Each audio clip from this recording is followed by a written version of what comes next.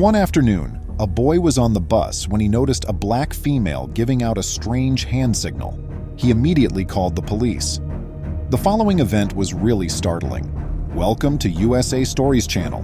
Do not forget to subscribe and activate the bell button to receive all new updates. Now let's go to the story.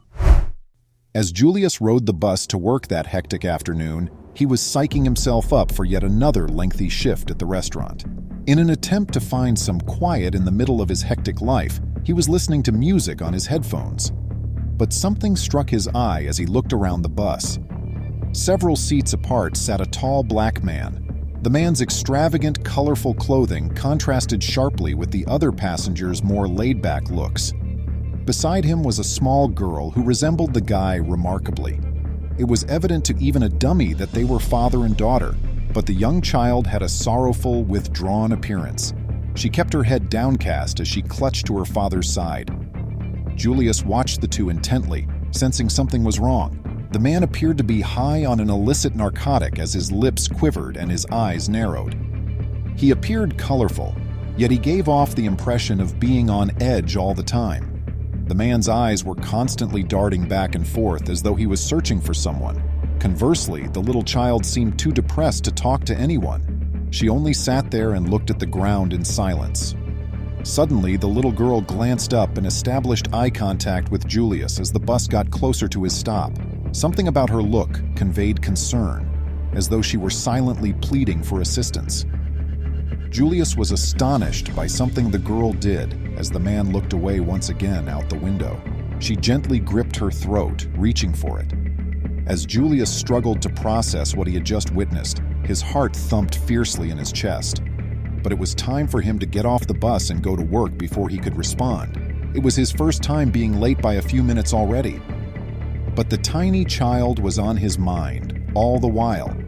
He was certain she was in danger, but he was at a loss as to how to proceed. He attempted to concentrate on his work as he put on his apron and prepared for his shift. However, despite his best efforts, he was unable to shake the mental picture of the girl's dejected gaze and her frantic gesture. Then, something unexpected occurred a little over 30 minutes later. The same man entered the cafe with his daughter, much to Julius's amazement. When Julius saw them, his eyes grew wide. The girl had changed into an opulent outfit, indicating that the male had brought her shopping. That such expensively dressed persons had boarded a bus earlier seemed strange to Julius. They were walking inside a fancy restaurant now. The numbers didn't add up. Julius walked up to their table and studied the two. Without giving it a second thought, the man rattled off things from the menu and placed an exorbitant dinner order. Julius also saw that the money he paid with was brand new, crisp notes.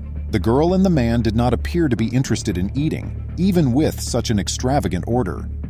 With his eyes darting back and forth as if he was searching for someone, the man continued to glance out the window. The girl, meantime, sat sadly and quietly, fiddling with her food and fork. Julius looked at the girl as he brought them drinks. Her dejected expression struck a chord with him. Her look conveyed distress, almost if she was pleading silently for assistance once more. Julius was astonished by something the girl did as the man looked away once again out the window. She made the same gesture with her hand that she did on the bus. She made it quite evident that she was in danger when she grabbed for her throat and gave it a little squeeze. As Julius struggled to process what he had just witnessed, his heart thumped fiercely in his chest. Though he wasn't sure what to do, he knew he had to act. He thus made the decision to tell a coworker. Drawing his pal closer, he described what he had seen. His colleague glanced at the man and the little girl seated at the table, his eyes widening with anxiety. They needed to take action since something wasn't right. To discuss the matter, Julius and his colleague went up to the manager. The restaurant's reputation was something the management took great delight in upholding. He was a no-nonsense person. Naturally, he listened to Julius's worries while expressing skepticism. After listening for a while, he got up to peek out his office window at the guy and the girl. He glanced at Julius and quickly disregarded his concerns. But Julius was aware that the manager didn't want to bother a client who had made such a big purchase. He was also concerned about the bad press that would result from calling the police on a customer without sufficient justification. Thus, Julius was told by the management to leave it go. The eatery couldn't take the chance of upsetting such a kind patron. Though he reluctantly consented, Julius was still uncomfortable about the whole situation. He watched the girl, who appeared even more dejected, as the man made an effort to make light of her situation.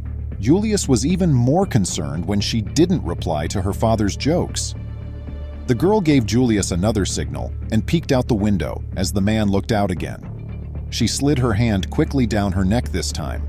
This communication was more frantic and urgent. This was Julius's breaking point. He was no longer able to ignore the indications. He made the decision to phone the police from the rear since he knew his management would not listen. He provided the dispatcher with the address of the restaurant and highlighted the gravity of the issue. However, Julius noticed something horrifying as he hung up. The girl and the man were heading out of the eatery. Julius saw the manager wave them off with a smile on his face. The reason for it had to be the man's hefty gratuity. Julius felt powerless as the guy and daughter got into a cab and drove off. He rapidly committed the license plate number of the cab to memory because he felt he had to do something. The cops showed up 10 minutes later. The manager was furious that Julius had phoned the police over his orders when he saw them. He made a hasty attempt to brush off the cops, saying nothing was wrong. He felt that the incident had been exaggerated beyond recognition. It was simply a regular father and daughter. Other servers, though, corroborated Julius's story. Yes, the man was acting suspiciously. They told how the little girl had looked upset and how he had behaved strangely. The police decided to look into it more after this. Using the man's physical description, they noted the license plate number that Julius had prudently committed to memory. He and the other employees were given the assurance by the cops that a full investigation would be conducted. But the management gave Julius a severe reprimand as soon as the police departed. He became quite irate and threatened to dismiss him should he perform another prank like this. He was certain that Julius needed to learn to obey his commands since he could not afford to cause needless drama in his restaurant. The lad took a silent tongue-lashing and could only nod. But he knew in his heart that he had made the correct decision. He was aware that no matter what, he had to always follow his gut. He had a gut feeling that something terrible was going on, and he prayed the cops would find out. Following the manager's reprimand, the other employees gathered and gave Julius back pats. Everyone, including the employees and clients, liked him. His kind demeanor and eagerness to go above and above were much appreciated by everybody. His co-workers appreciated his ability to manage the demands of the job with such elegance, and the customers asked for him specifically. They knew he had performed well regardless of what the management stated. But despite his upbeat exterior, Julius was having difficulties. He struggled with low marks as a part-time student because of the lengthy hours he had to labor to provide for his family. Due of her illness, his mother needed pricey medicine. Because his father was not around, Julius was the only one who had to take care of his mother and his younger sisters. Even though Julius carried a lot of weight, he never showed it. He was resolved not to let his hardships to impair his performance at work, so he concealed his troubles with a professional demeanor. However, Julius was unable to let his professionalism stand in the way of saving a life. He was preoccupied with thoughts of the girl and the man throughout the remainder of his shift, which kept him from paying attention. He kept playing back the girl's movements in his head until he was positive that she was attempting to let him know that she was in danger. He thought that by doing what he did, she would be saved and the authorities would learn the truth. One of the cops who had been to the restaurant called Julius early the next morning. They were following up on leads, he told him. Julius had a wave of comfort upon realizing that the cops were paying attention to his concerns. Detectives Janet and Oscar, seasoned experts with a wealth of experience in resolving missing kid cases, have taken on the investigation. The walls of their office were adorned with pictures of saved youngsters and sincere messages of gratitude from appreciative families. They knew they had to move fast when they got the case concerning the young girl from the restaurant. The small girl had given a hand gesture that made this case feel very urgent. After the taxi driver was called by the police, he provided them with the place where the guy and his daughter had been dropped off. When they looked into the address, they found a man by the name of Luke Good, Luke's sole criminal history was an indictment for fraud from 6 years prior. Despite being arrested and charged in court, he was never sent in jail. The investigators were instantly suspicious of this circumstance. The fact that Luke had traveled from a nearby town only to eat at a restaurant and ride the bus home further raised suspicions in their minds. Additionally, they looked up the phone number associated with the girl's phone and discovered that several strangers had been called with it in the previous day. The brief and abrupt nature of the calls suggests that these were not cordial exchanges. Oscar and Janet, the detectives, looked into Luke Good's past. They discovered that he had a track record of dubious business dealings and had previously been linked to some sketchy persons. He was not as rich as he seemed, despite his showy look. His ostentatious attire and substantial sums of money sparked rumors that he could be up to no good. As the evidence grew, they made the decision to interrogate Luke, but when they got to his house, they discovered it was vacant. Luke had vanished, as had the girl. The investigators' concerns that something was badly wrong were confirmed when the neighbors claimed to have seen them leave quickly in the middle of the night. With a mission to locate the girl, Janet and Oscar started a comprehensive investigation. After looking through Luke's phone records, they found that he had made many calls to a recognized human trafficking organization. It was becoming evident that the little child was in imminent danger as the jigsaw pieces began to fit together. The investigators pursued every clue and piece of evidence, working non-stop. They coordinated attempts to find Luke and save the girl by getting in touch with several law enforcement authorities. They realized they had to act immediately before it was too late, since time was of the importance. Julius kept worrying about the young girl in the meantime. He prayed and hoped that she would be found by the police and taken to safety. He was resolved to do all in his power to support her, since he had a strong feeling of responsibility for her welfare. Julius received updates from the investigators as the days went by. They told him they were getting closer to finding the girl and promised not to give up until they did. Knowing that the authorities were making every effort to save her gave Julius a ray of hope. A few days into their intensive investigation, the investigators had a breakthrough. Thanks to an informant's tip, they were able to find Luke's hiding in a secluded place. They got a group together fast and was ready to raid the place. Determined to get the girl to safety, Janet and Oscar spearheaded the operation. The raid proceeded quickly and well. Without any problems, the officers attacked the hideaway and captured Luke. They discovered the little child, terrified and distraught, trapped in a room. She received medical attention as well as psychological help as soon as she was brought to safety. When Julius heard the news, he was ecstatic. Luke had been placed under arrest, and the girl had been saved. Knowing that his acts had contributed to the saving of a life filled him with immense comfort and thankfulness. Her family, who had been looking for her wildly, was finally reunited with their daughter. They sent their sincere gratitude to Julius, the investigators, and all those who helped in the rescue. Because of his bravery and fast thinking, Julius turned into a local hero. Julius learned a crucial lesson from the incident. Even in the face of difficulty, he should always follow his moral convictions and instincts. He committed to assisting people in whatever manner he could because he realized he had made a difference in the world. Luke, on the other hand, was charged with grave crimes for his role in people trafficking. The trafficking network was dismantled as a result of his arrest, preventing a similar tragedy for several more possible victims. Julius was commended by the authorities for his bravery and alertness, acknowledging his crucial involvement in the case. Even while Julius was still working at the restaurant, he was working there with a different motivation. He was resolved to use his ability to change people's lives for the better, since he was aware of its potential.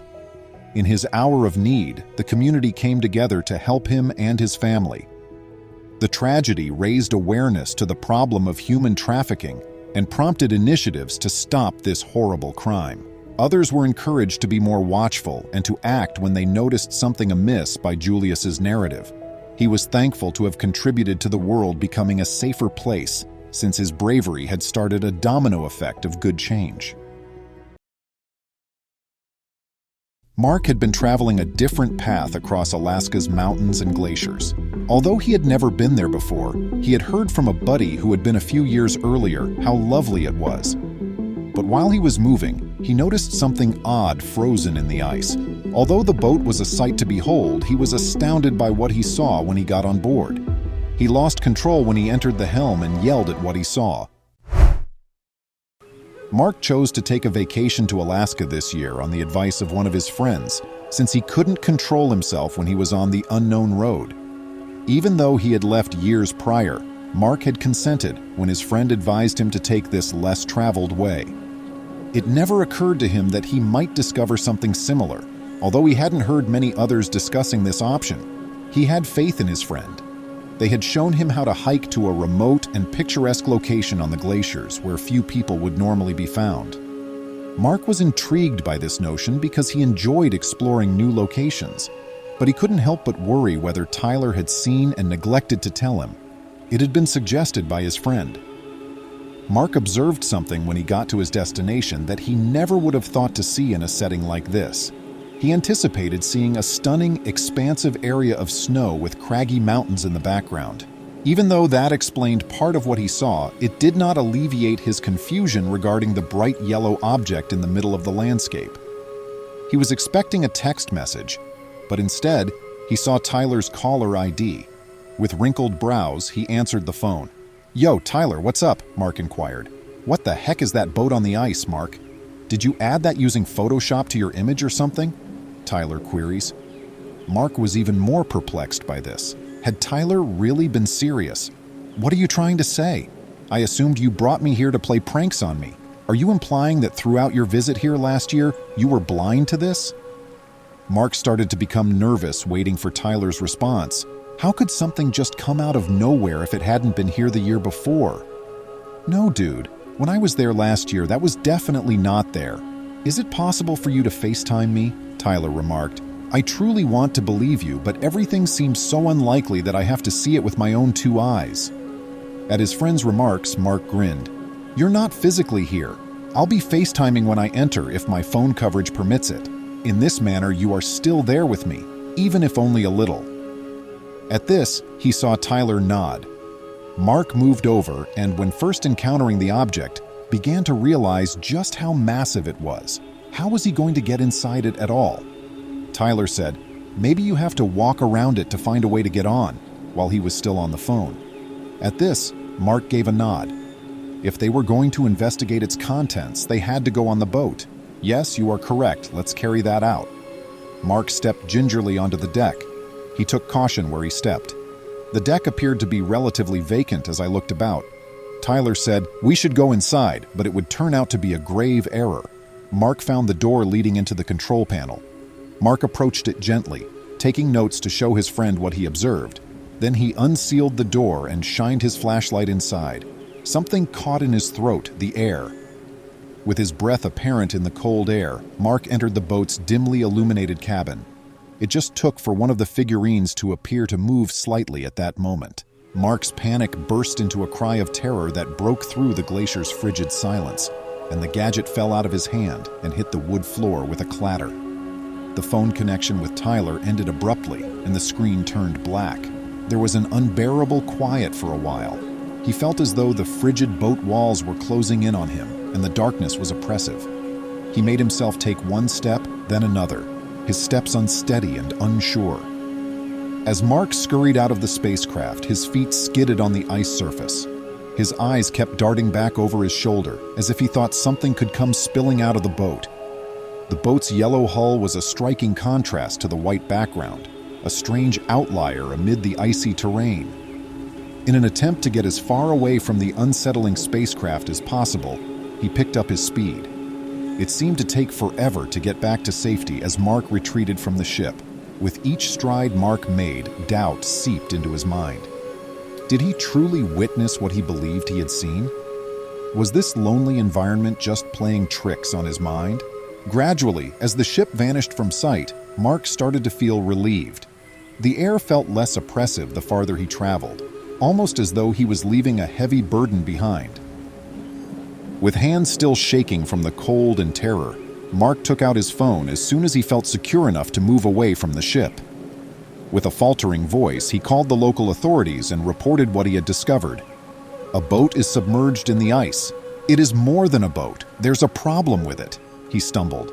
The words were insufficient, incapable of expressing the complete horror of what he had witnessed. On the other end of the telephone, the dispatcher sounded cold and skeptical. Mark stammered over his words as he attempted to describe the situation. There were figures organized in a circle inside the boat. His voice was full of passion as he stated, "It felt wrong, terrifying." Despite sensing the dispatcher's suspicion, he persisted in his desperation to make clear how terrible the situation was. The whole experience felt even more weird because of the dispatcher's tone of skepticism. When the dispatcher finally spoke, there was a hint of uncertainty in her voice. They questioned, "Are you sure about what you saw, sir?" "Yes, without a doubt. You must send someone, please." "It's not right," he said, emphasizing the severity of his request.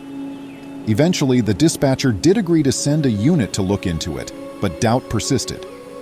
Mark hung up the phone, shaking from the adrenaline hangover and the cold, and sought a protected place to wait. The cops were moving, approaching the boat with a mixture of mistrust and fascination on their faces when they eventually arrived. Mark felt both relief and trepidation at the same time. Though he was relieved to be alone no longer, he was plagued with worry about what the police might or may not discover. Mark held on to a shaky hope as they got closer to where the boat was. He hoped that the cops would see what he did and that they would recognize and corroborate his account. Mark inhaled deeply as he stood at the edge of the meadow where the boat was waiting, steeling himself for what was to follow. He led the way with a nod to the cops, the boat towering ahead like a ghost from a long-forgotten story. The police officer's demeanor changed from skepticism to measured interest when they arrived at the scene. They were taken aback when they saw the enormous yellow ship against the stark white background of the glacier. As he and the officers made their way back to the ship, Mark started to feel anxious again.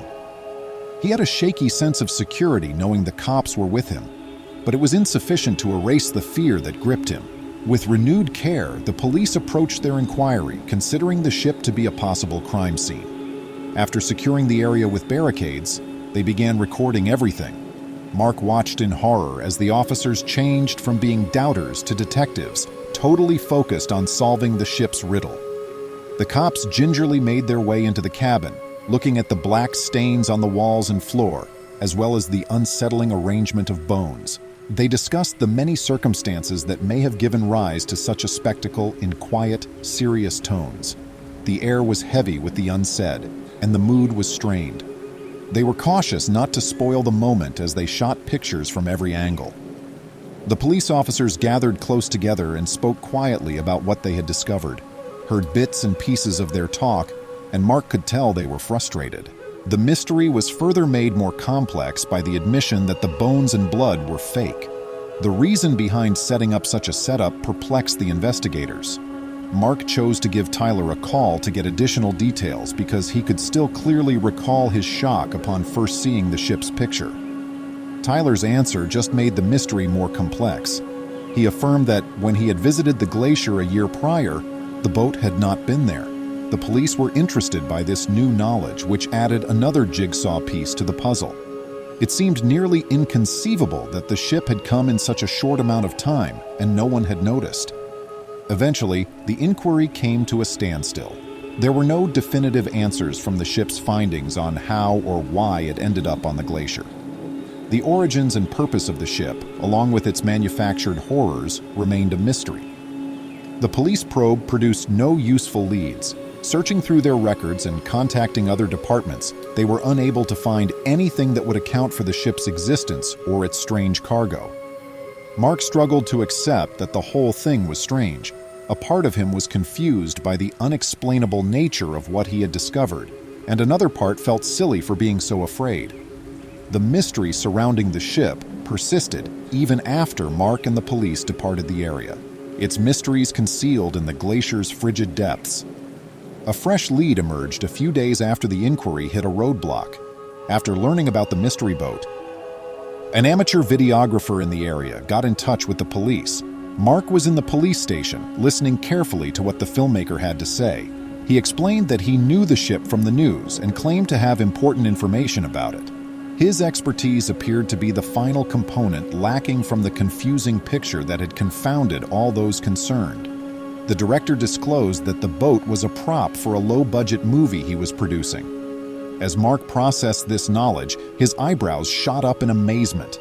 The director explained that the ship was the perfect fit for their project's subject because of its dramatic appearance and remote setting. This insight cast new light on the strange event that Mark had experienced, changing the story from one of terror to one of creative activity. The explanation from the director helped the jigsaw pieces start to fit together. The fake blood and staged skeletons were props, not evidence of a real-life catastrophe. Mark had a wave of comfort at realizing the nature of what he had found. The police officers appeared to be happy that the case was moving away from the darker aspects they had been concerned about. The boat, which had been a major feature in their movie, was abandoned as the crew withdrew from the hostile Alaskan terrain. It was obvious that they intended to go back for the boat, but a number of practical issues had made that impossible. The director said that it had been a tough choice, and he regretted keeping the set in place. After the secret was revealed, Mark had an odd range of feelings. Now, in lieu of the terror and worry he had felt, he felt amusement and incredulity.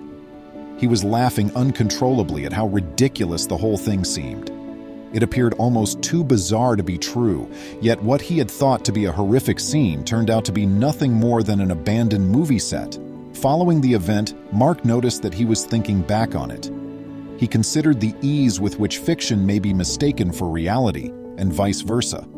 The episode had served as a reminder of the unpredictable nature of life and the blurry boundary between fact and fantasy. Mark took one more glance behind him as he exited the police station. His mind raced with ideas about the peculiar and surprising turns that life may take. Pat stared at the bill, a storm building in his eyes. It should have only cost $50, a pitiful amount for his pitiful meal. He was a struggling veteran, not just any diner, and the faculty members who had paid for this dinner had obviously underestimated him. This ridiculous bill was exploitation as much as an insult. Although he was filled with rage, years of adversity had sharpened his resolve. "Is there a reason for this charge?" he asked the waitress coolly, refusing to pay the outrageous amount. "Sir, you disregarded our orders and policies on several occasions. This is the result," she answered. Pat felt a surprising calmness as rage battled him. "This wasn't what I expected. It's sitting outside my trunk. All I need is some cash. If you want, you can observe me." The waitress rolled her eyes dismissively, but she didn't say anything. Pat felt her watchful but uncertain stare scorching into him through the window. He reached his trunk, grinned mischievously, and retrieved his duffel bag. A quick look back to the restaurant showed that the waitress's once vigilant eyes were now somewhat worried. They left him with no option, even though he didn't want to do this. He cleared his throat and walked in, the waitress's irritation giving way to a hint of discomfort. Her heart stopped when he opened his bag and showed her what was inside. Even on mornings when the sun was shining, Pat Abner felt like he had the entire world on his shoulders. There was no apparent reason to get up. A pain as new as yesterday gnawed at his heart. Trauma had been weaved throughout his life like a tapestry, but one incident left a huge hole in his spirit. He didn't completely understand the political minefield of Vietnam War when he enlisted in it as a result of patriotism in his early 20s. After coming back home, he married Joanna after finding comfort in her affection. Although life flourished, destiny had different ideas. Raising his twin boys who have different personalities was his whole focus. Derek, his spirit of adventure, dreamed of greater things, while Joanna, his wife's shadow, delighted in her culinary skills. This flashback was only the start of Pat's tale, a tale of sorrow, atonement, and the lasting influence of family. A captivating tale that will leave you speechless was just waiting to be revealed. Pat didn't realize that his boys had grown into young men as the years passed by. John, who has always been outgoing, decided to take the lead and pursue a career in hospitality. Quieter and more contemplative, Derek stayed for a further year before making a decision that would change his life. As the Iraq War continued, Derek declared he would enlist because of his undying patriotism.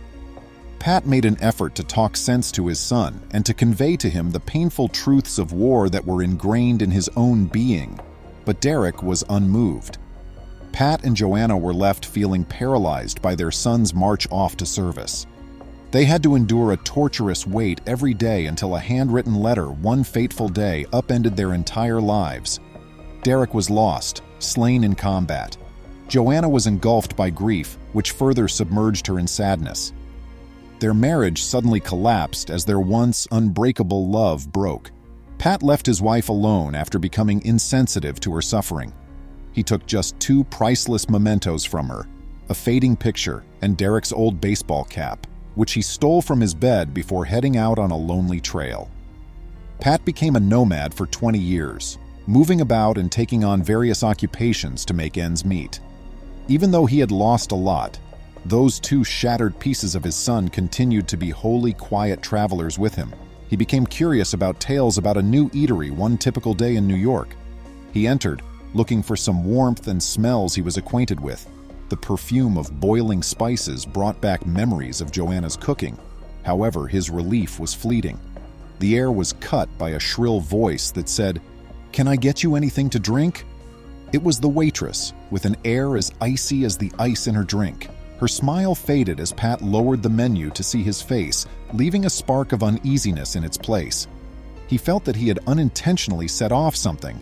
But what? Before he could inquire, the now angry server said, "Sir, you can't wear a hat inside, it's policy."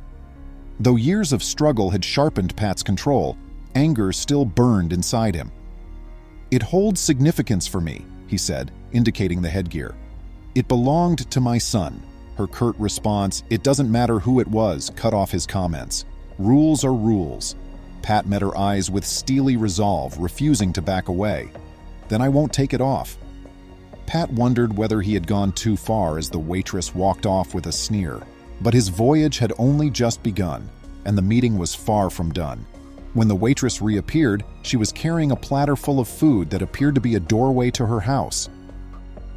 Every taste was a cozy hug, a lost tune drifting across his tongue. Tears began to well up, but Pat sucked them down and kept his cool. A shudder went through him as he grabbed for the bill. $1,300. His blood became icy. He had only eaten a basic dinner rather than indulging in luxury. This wasn't a bill, rather it was a penalty and a misinterpreted statement from faculty members who didn't regard him as anything more than a needy old man begging for leftovers. Years of suffering kept the rage simmering under the surface. They misjudged him. Not just any old man either. Underneath this serene exterior were battle wounds on the inside and outside. He concentrated on the unfairness, pushing away the memories that were gnawing at the corners of his consciousness. This was now a matter of principle rather than hunger. Bullies wouldn't target him. A thought quickly and craftily came to him. It wouldn't occur to the waitress, and by the time it did, it would be too late. His eyes darted throughout the space, finding her resting against a wall and giggling with a coworker. Their blind laughter will eventually give way to remorse. As he gestured for her to come closer, her arrogant smile became wider. "Why is there a fee?" She winked, anticipating a simple explanation. He said, "Exercising my rights," in a chilly tone. "But apparently that comes at a price in this establishment." Her mouth twitched with a grin. "Sir, you were informed of the policy." "And I said no," he said, his eyes unblinking. "Leave me simply get my wallet for some cash now. It's right outside." Her expression wavered between shock and distrust. Pat relished it. Their roles will soon be switched. He could feel her scrutiny as he walked out the window. With an impish twinkle in his eye, he reached for his trunk and popped it open. He grabbed his duffel bag, the eatery suddenly appearing as a large shadow in the mirror. The waitress's smile had faded to a deepening look of fear. He opened the bag and took out a recognizable Polaroid picture instead of cash. He turned back toward the restaurant, ready to unleash his scheme, and the air crackled with expectation. The aged Polaroid quivered in his grasp, the picture distorted by his tears. With a voice stifled with passion, he croaked, Know who this is? His son Derek was there, caught in a carefree smile. Died for this nation and fought for it. Do you believe he would be grateful for the greeting you've given me? He was not finished. Clutching the battered baseball cap, he rasped, "This hat is the only piece of him left, and for that reason, it never goes away." The waitress gaped as his tirade came to an end. She stammered, "Getting the owner," and hurried away. Pat reclined, a cunning grin flashing over his lips. This little cafe had a secret that even the waitress was unaware of. John kept numerous hats, including manager, chief chef, and owner, all driven by the realization of a 20-year ambition. The waitress leveled an allegation directly at him. "They're causing trouble," she growled. But there was still no difficulty. John's expression turned to recognition, his voice brimming with incredulity. "Dad," he hurried forward, whispering. Pat, an elderly guy, has maintained a low profile while supporting his son's business, never making his presence known. Years of unsaid words melting away as they clasped. But Pat had to let it out. "I paid $1,300 to that waitress for a hat. Absurd," he raged. John's gaze grew strained. "Which policy? We don't possess one." The waitress's act unraveled when she began to stutter. She had created fictitious regulations to take advantage of people's weaknesses. Anger flared in John's eyes. His voice low and menacing, he tore off her apron. "Get out, now!" Shocked, the waitress walked out, leaving the broken remnants of her deceit behind. John turned to face his father, whom he had lost, and spoke something Pat had never heard before. "I've missed you, Dad. Derek, you need to come home. We are aware of your situation. There's a spare room available, and you must greet the family." Pat held to his kid, tears running down his cheeks. He had at last discovered his real home and was no longer alone. Pat and John's reconnection was a comfort to their respective spirits. Pat felt a wave of tranquility sweep over her as they sat sharing memories over warm mugs of coffee. Not just physically, but also in his family's hearts, he was at home. Their lives had been altered by this accidental meeting, which was brought about by a misunderstanding and a Polaroid. Pat become a well-liked regular at the restaurant years later. His wartime tales and life teachings enthralled patrons, adding a unique touch to the restaurant's allure.